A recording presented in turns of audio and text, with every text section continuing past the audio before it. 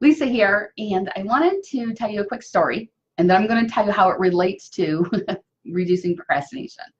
I shared a couple of weeks ago that I had gone to my first meeting and with this group that we're creating an all-day event, and I found that it was a real struggle in the group because we hadn't really created a strong agenda. Basically, our agenda was get some background information and then start planning the event. And as we ran towards the end, our ending time, I started to get really nervous because we were going to go over the time that we had allotted, which is very hard for me. Yet I didn't feel like we were done yet. And so I was torn between, do we stay another 5 or 10 minutes and I'll feel like we've accomplished more, or do I try to push out that we end on time? Like, what do we do? Where do I do? What do I fit in? How do I handle this? And so afterwards, I was driving home and I'm like, I think the reason this meeting was so difficult for me was because I couldn't define what get started planning looked like. I needed a more concrete agenda to understand that.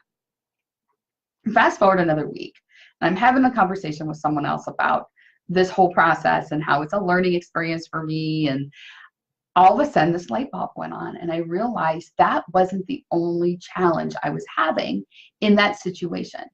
And what I realized that I did not know how to behave when I did not know who was in charge. I know how to behave when I'm in charge.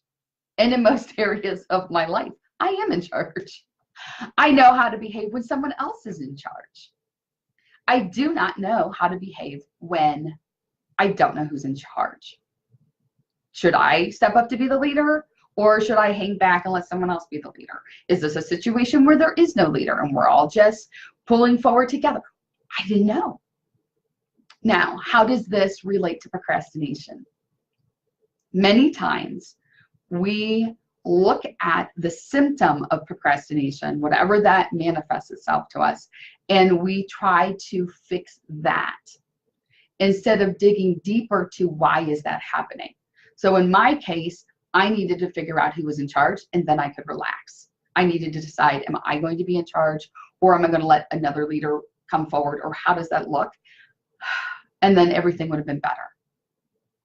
Procrastination, if you aren't starting on a project, you need to dig into why before you can.